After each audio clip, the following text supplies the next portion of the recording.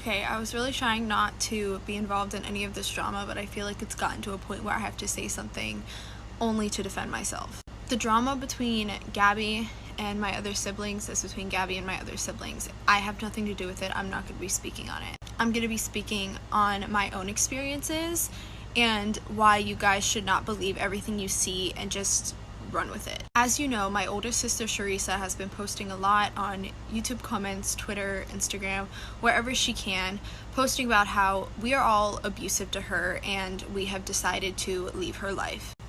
That is not true. Yes, most of us don't speak to her anymore, but that is because of years and years of abuse that she has put all of us through. It's not because we were jealous of her or threatened by her or any of that. I didn't want to speak about this online, but I mean, she's continuing to post photos of me, mention my name in multiple tweets, like, or two. This all started about drama with Gabbie's book and Sharissa feeling her artwork was stolen, which they have talked about privately several times. I know there was an agreement between them. I don't know what the agreement was. I'm not going to speak on it. This is about me and the abuse that I endured from Sharissa my entire life. The day she turned 18, she moved out, which I don't blame her for. I came home as a child and I had a birthday present for her and she was gone and I didn't hear from her for years after that. I don't blame her for leaving, but it did hurt a little bit to not hear from her, and that's why we didn't have a strong connection from a young age. When we did start to have a connection again, she would steal from me, she would hit me, she would yell at me. It just was never a very nice relationship on my end. I remember specifically one time Gabbie had given me this scarf that I was very excited to wear to school, and Sharissa decided that she liked it, so she stole it and never gave it back.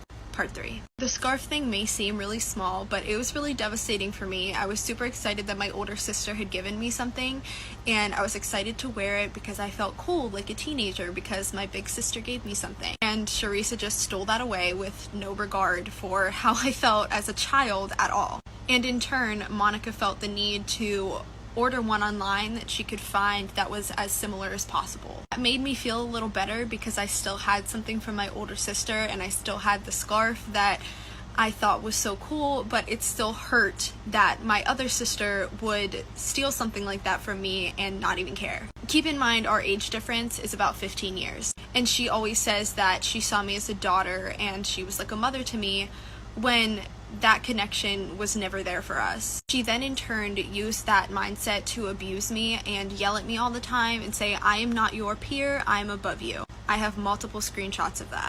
Part 4. I feel like Sharissa has always seen me as less than her, which I feel like she sees most people as less than her. There are a lot more very similar situations to that I could go into, some of them happening to my other siblings. I won't speak on theirs, but I'm going to focus on the most recent time and the last time I spoke to her. It was February 14th. It was Valentine's Day. Sharissa had been talking about a movie that she was involved in, an indie film, and she was excited about it, and she was asking us to share it on our social media. Keep in mind that it had been less than a week since she asked us to share it initially. I knew nothing about this film, I knew nothing about the director or the people acting in it, and it was very gory and inappropriate, so I honestly felt a little bit uncomfortable sharing it on my platform. Not to mention, it violated a lot of community guidelines, and my page would have gotten striked for that. I just honestly don't feel super comfortable sharing things on my page that I don't know a ton about. I hadn't even had time to look into it more before she blew up on all of us.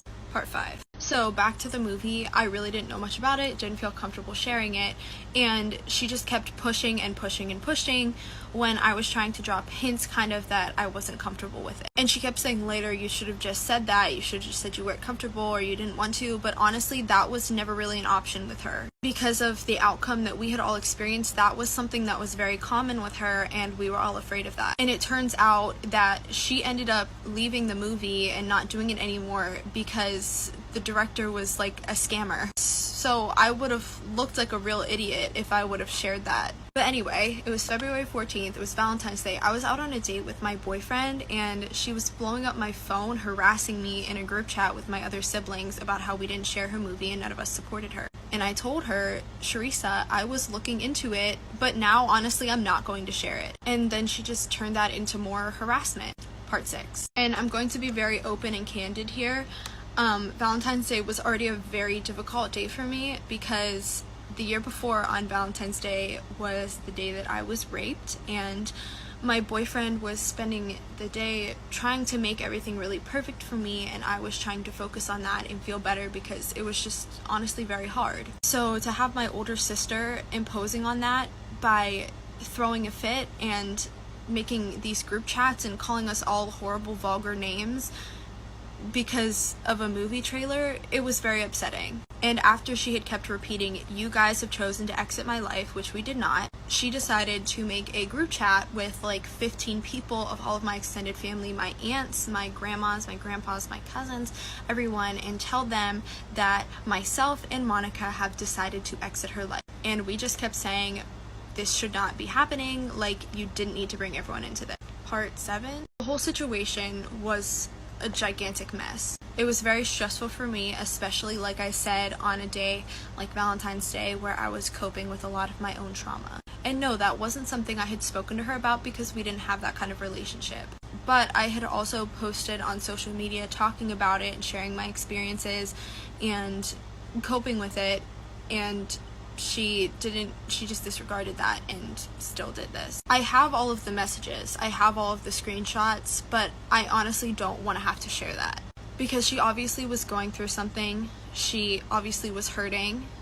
She was very vulnerable. I don't want to have to share that, even if it makes me look better and makes you guys believe me. The whole situation was very painful for everyone involved, and she just doesn't even care what she's done to people. I wish it wasn't like that. Like, I wish that this isn't how it was, but it is. And it wasn't by my choice. Part 8. There are a million more things I could go into, but it would take hours. This video is not in defense of Gabbie. It's not in defense of any of her actions. I still, to this point, am not speaking on it. This is just to clear up the lies that Teresa has been telling and the pain that she has caused to me and all of my younger siblings and my older siblings. But it was especially horrible for me to see my younger siblings, who are 16, 14, and 12, have to endure all of this same stuff. There's a reason that we didn't have that close of a relationship with her.